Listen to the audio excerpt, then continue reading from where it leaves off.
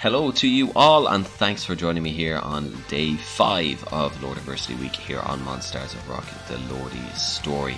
And today marks 1 week since Lordiversity released, and I sincerely hope you have all gotten your copies and are enjoying the hell out of it. And don't forget to head over to True Metal Pod on Instagram to win one of 2 sets of Hisi's bass strings, which were used during the recording of the albums on Lordiversity. So make sure you head over there and check it out. And today we are talking to the Scarby, the plastic one, Hella, the keyboardist of Lordi, and we will discuss her side of Lordiversity. Here we go.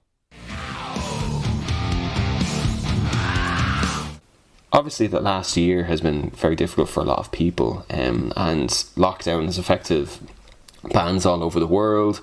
And I'm just wondering, how has lockdown been for you, and have you missed playing in front of fans and going to concerts yourself? Yeah, obviously, like, having all these tours and especially festival shows canceled has been, like, pretty devastating. But I guess generally, if you think of like how's my life being a mother of 2, it hasn't been that bad to be home.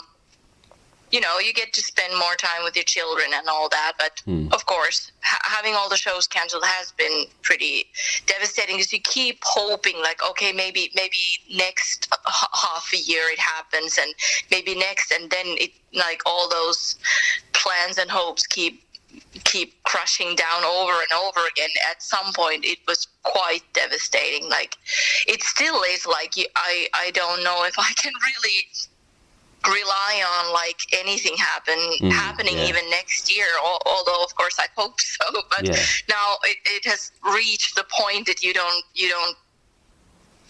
plan your future anymore. Yeah, exactly. It's because everything can change almost at the drop of a hat. Yeah. And how did it feel for you guys getting back on stage at Metal on the Hill in Austria? Oh yeah, it was awesome. Totally awesome. Like, at the same time, it's like I was so lost. Like, how am I supposed to do this thing? Like, just going on a trip, I like to remember, oh yeah, I need my passport as well, and all these routines were like completely gone. but being on stage was amazing, like seeing people and playing live, and yeah, it was a blast. Cool. And with you guys, you have been so busy this year as well, so with obviously recording Lordiversity, and pretty much, I'm guessing from your side of things, there's probably little breaks between each time you go in to record, because everyone has to work on their own separate parts and that.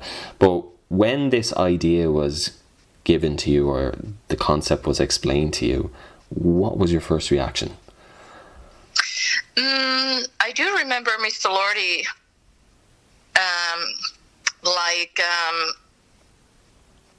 like speaking out his idea of this whole concept, and of course probably I'm not the only one who thought that that's completely ridiculous, it's never gonna happen. but like the cool thing has been that we like proved that you don't always need such a like big frames around recording. Like, a few times it's been like such a like dedicated time, like let's say 6 weeks, that everybody's just recording and doing nothing else in their lives. Like in some, like, we get together in a location studio and every day is just recording and recording. It was like interesting to see that it can be done differently. It can be done in like pieces there and there, and also like a lot of stuff this time was even recorded at homes. Like I did a lot of keyboards from home, and nice. And so yeah, it was cool that it can be done this way as well and still make quality products. So yeah, it was interesting, but of course it has been spread into such a long time gap. How do you say that? I don't have any more like idea is like what's happening, which album is which, and which song goes to which album. And I'm actually in a way, a little bit purposely get myself out of listening like then the final products, because I want to hear the albums in the right order when they're actually been released. So Yes, I want to I kind of purposely want to forget everything, so then I can hear everything with the fresh ear. Right. Okay. And as if I'm one of the fans. Yeah. And did you find that then that this recording process easier, seeing as it was kind of a little bit more, how would you say, less? Well, I'm guessing it was structured, but there was a little bit more freedom in a way to record. Yeah, I think there was much more freedom, as well as you didn't need to, this time at least I didn't need to clear completely few weeks for the recordings. It was in that way a lot easier. Of course, we had a lot of time to do it, now that there was no shows going, but it was much easier to schedule when there was just days there and there when I was needed at the studio. Right. Okay. And when it comes to obviously your side of recording the keyboards and all that, where does your role kind of come into the timeline of recording? Would you be one of the first things recorded, or would it be the last, or would that change depending on the albums? That really changes whenever basically I guess the demand is that the drums has to be recorded first, because that defines the final structure of the song. And then basically anywhere after that the keyboards can be added, but usually because they might do harmonies with guitars or something like that, then the keyboards are the best to finalize when everything else is done. But it's not, it depends. Right. Okay. Because it's also the easiest to change afterwards, because it's mostly just computer MIDI stuff. So it's the easiest always. If there's changes in the song in the middle of the process, then the keyboards are easiest to fix. Right. Okay. And with all of these songs as well, there's so many of them, you guys must have all had a different part to play in the kind of the writing process as well. Obviously Mr. Lordy would have done the bulk of the writing for the albums, but with you, did you write any melodies or lyrics or riffs or anything like that? Was anything like that contributed on your side to the albums? Yeah, I actually did write, I think, 2 songs has my riffs in it. Unfortunately, only 2, but that's because I'm so hard on myself. When I have any ideas, the majority of them goes to the trash. And I should maybe present more of them forward, but I have a really, how do you say, a tight, I'm really hard on myself than what I think is good enough to be presented for Mr. Lordy. but two passed my requirements, and both of them managed to make it to the album. Very cool. And can you remember which ones they were? As in, what albums or anything like that? They will be in the the later albums. Right. Okay. So on the 2 latest. Right. How do you say on a time? The timeline, yeah. So Abracadabra and Spooky Sextravaganza Spectacular, if I remember rightly. That's what that was called. Cool. So at least fans will be able to look forward to listening to stuff like that, because obviously we have other tracks in the past, like He-Man as well, which was one of your own contributed to. So with obviously so many of these eras being spread across, we're looking at nearly 20 years of music history in Lordiversity. There's a lot of different genres that come into play, a lot of different sounds, and the keyboards in Lordy's music are so important because they really define most of the songs. And when we look at all of these genres, is there anything that kind of makes the keyboards different in, say, the disco album compared to how they're used in the thrash album? And if there is a difference there, what is the difference? well, it's the sound world for sure. Like basically, you can put like a riff into, like you can use it in almost any type of music, but the way like what kind of sound you use on it, like defines basically which style it belongs to. To put it really simple. So it's definitely the sound world that is there. Yeah, like the difference in between the albums, but like that's it. And when it comes obviously to your kind of composing the sounds and everything like that, how do you go about making sure that you've got the right sound for Super Flytrap, the disco album? How do you compose the different sounds for your keyboard? Well, the sound world is not 100% then like my choices, because of obviously all of those sounds cannot be even found from my keyboard. Yes, yeah. When they're played live, they're of course then try to be played as similar sound as possible. But a lot of that sound world is actually created in the like by Mr. Lordi, and found. Like sounds are found from different banks that would be like as close to like, let's say, authentic 80s disco sound as possible. So I have the say there, but like the studio sound world is of course like a much more wider selection of everything, so that is eventually like the production. It's produced in the studio really, and then applied to your keyboards then almost, is it? Yeah, because Mr. Lordi has a vision of how this is supposed to sound.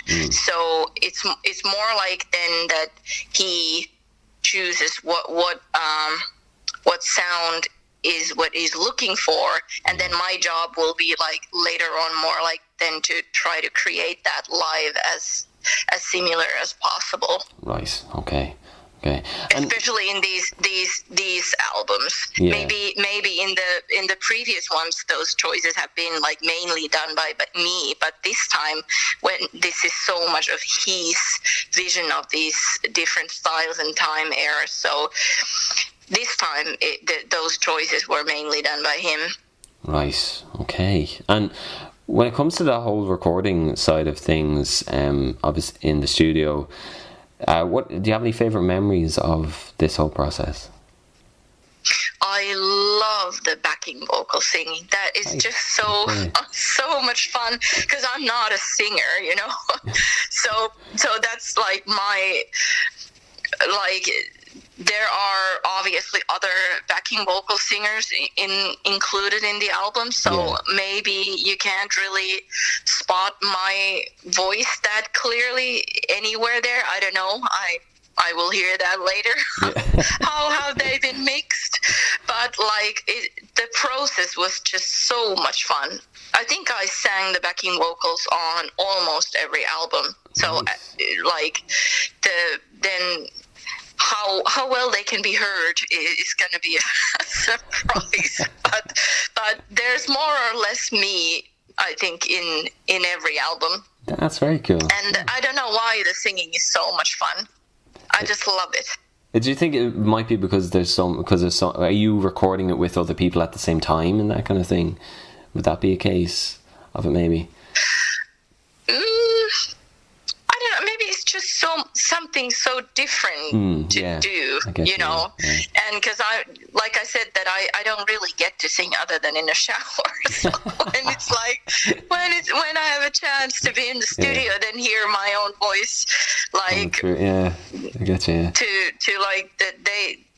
Like Tracy is really good at like coaching us with pronouncing and all that stuff. Plus he is a very skillful like a vocal coach, like how to use your voice, so he can really like push the best potential out of you. Nice. When you're singing in a studio. So like it's really fun to work with him. Yeah, and you probably sing better in the shower now as well, now that you've been vocally coached. I bet I do. I mean, like I probably seriously do. And has developed like over the years when been singing with him. So like maybe every album I sound a little bit better. And keeping obviously with that voice work, you obviously do a lot of the kind of the SCGs, the Scartic Circle Gathering parts as well on Lordi albums. Oh yeah. And I spoke to Ralph there a couple of days ago, and he was telling me about some of the things he had done on it as well. So when fans get Lordiversity, what can they expect from you in the SCGs this time around? Probably almost everywhere. That's also actually really, really cool stuff. Like I always even surprise myself, like how many different characters I'm able to make. So I don't know if people can even imagine what all voices on the previous albums were actually all me. Nice. So it's that is really like, that is so much fun to do, because of course then they can be also slightly edited, so you can't really even recognize it. Yeah. What is my voice and all that, but like I don't even remember all the characters that I had, because there's so many of them. Well, and with all these albums as well, Hella, do you have a favourite? Because it's probably very hard. Now, I'll give you a bit of an idea of what everyone else has said up to now, because I've interviewed about 5 people, and every single one of them has said the disco album. So are you the same, or do you have a different favourite? I have to disappoint you, Gary. It is the same. Is it? Like, yes, this disco album was so like, I don't know, like the whole composing was so brilliant in my opinion. Like, too bad I can't take any credits out of it, but like Mr. Lordi did such a genius job with composing these songs and all that it was almost like, damn, he was born on a wrong era. Like, these are so good. These would have been like killer hits if they would have come out on the actual disco time. They're just so good. And do you have a favourite song very off that? Catchy and I probably did, but I can't remember any more of the songs before I hear them. But like, I also loved singing on them because they are very like female-led backing vocals throughout the album. So it was. Yeah, it's like, no doubt, it's the disco album. Cool, very cool. I'd have to see him. I wonder if everyone else is the same now when I go to talk to them, whether that would be their favourite as well. And obviously fans have now heard the first single off that album, Believe Me, which was released there a couple of days ago, and we're about a month away, I believe, from Abracadaver, which is the title track off the thrash metal album coming out. And fans have obviously reacted to Believe Me, and they've shared their responses and stuff. So how have you felt, or how would you say, have you seen their reaction to Believe Me, and what do you hope fans actually take away from Lordiversity when they get their hands on it? Well, first of all, I was kind of expecting a little bit more like criticism, like kind of like, what the hell is this kind of reactions. But I'm surprised how low amount of those there has been. Like, probably that has been a lot of people's like first reaction. Yeah. That they are so they don't expect that kind of sound comes out when they turn it on, but after listening it once or twice, like, surprisingly, like, majority has then just eventually loved it. And what has been also positive, that people that normally don't listen to Lordi has found this new song. So yeah, it's cool. It's different, and definitely like breaks borders. How do you say, like, breaking down boundaries and stuff. Like there's something completely new out there that nobody expected. So that is cool. Yeah. And I don't know. Is it weird that I'm talking about these albums like as if I haven't heard them? Because I haven't. I have purposely not been listening to them before they come out, and then this interview is going to be released after they're out. Yeah. Like, to make it clear, I purposely haven't been listening to them before they're released. And what do you want fans to take away because obviously you've been so involved with all of the recording and everything like that, and yes, you haven't listened to the final project just yet, but what do you hope fans take away from this whole experience of, because really it is, whether they are albums, it is an experience that fans are getting their hands on. So what do you hope they take away from it?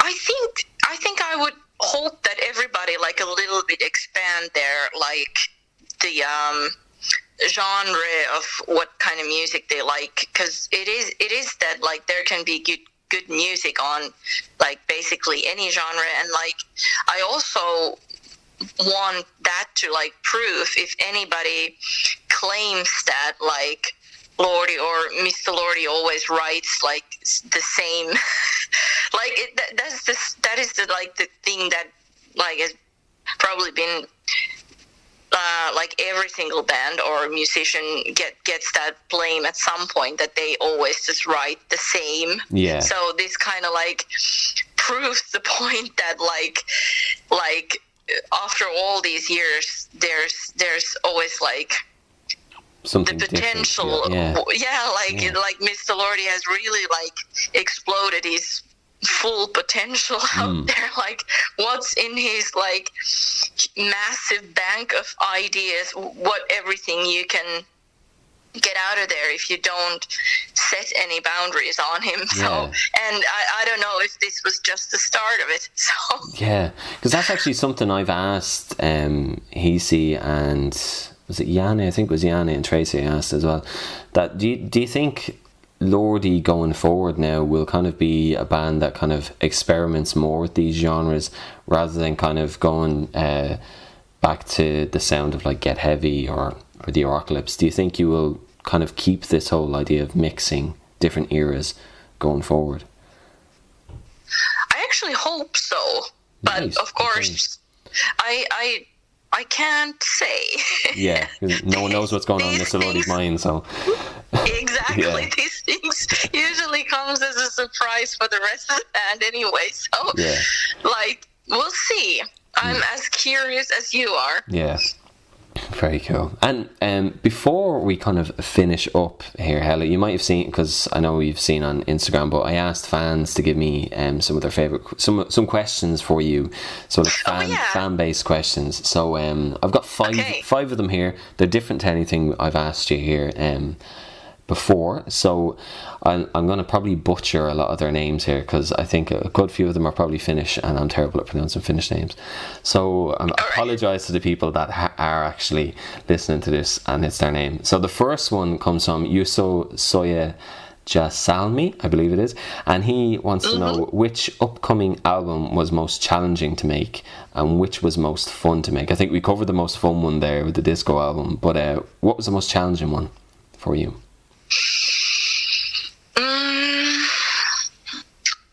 It's embarrassing to say that I don't actually remember the name of the album again.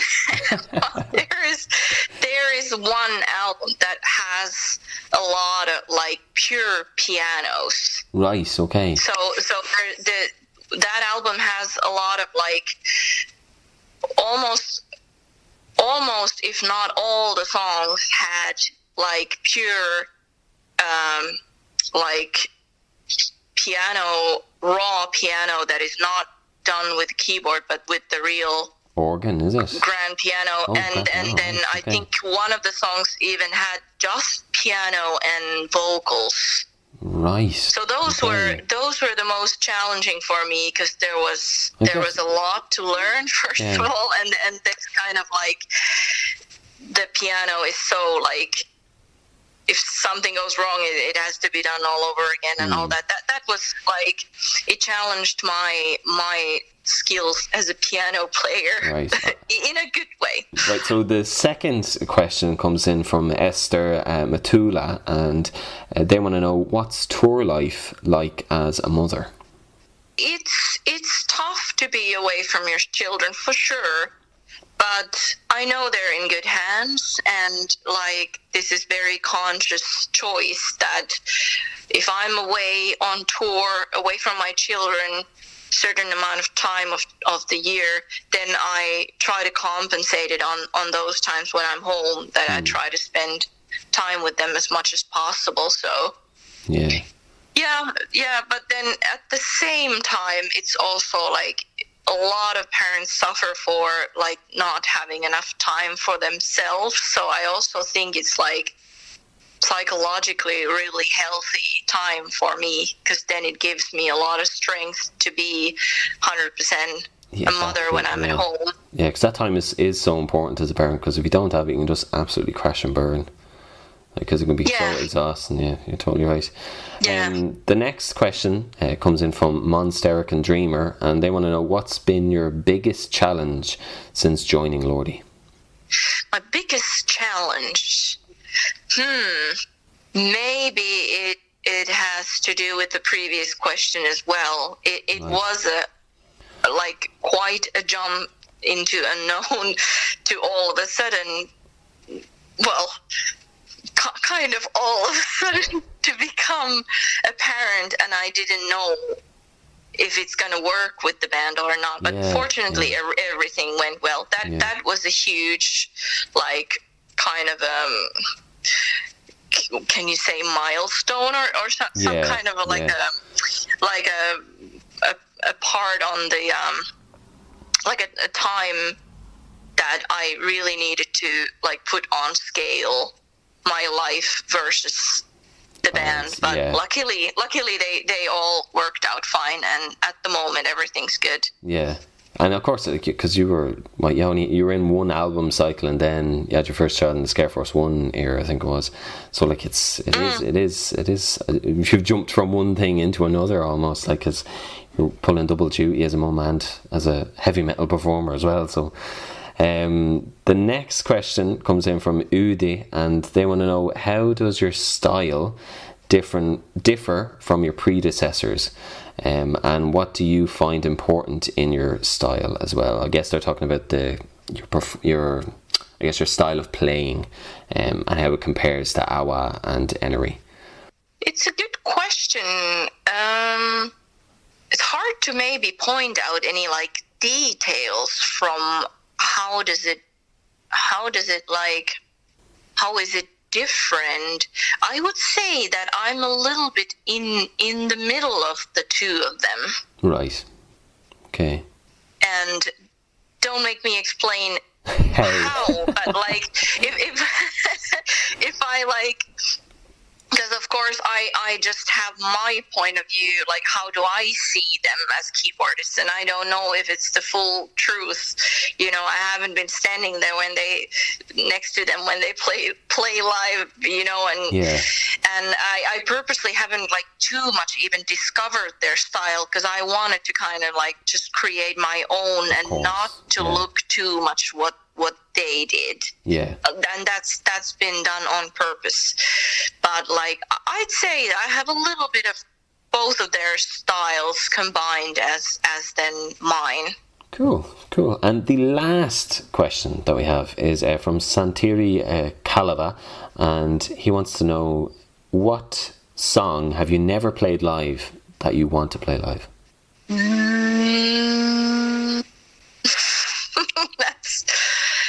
That's a tough one, because my favorite songs has been played live. Yeah. You know, I have to say that I have been very lucky that my favorite songs have been mostly on the live set lists. Yeah.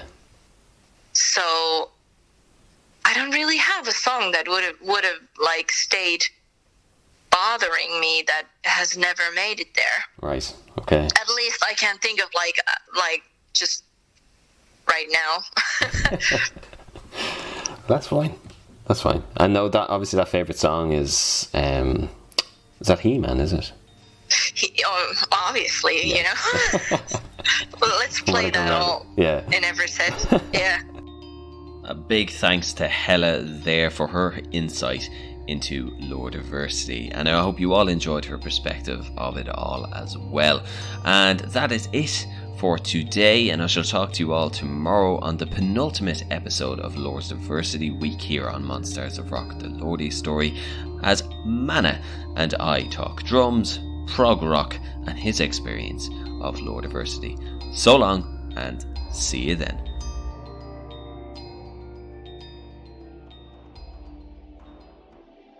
Monsters of Rock, the Lordi story is a true metal podcast production.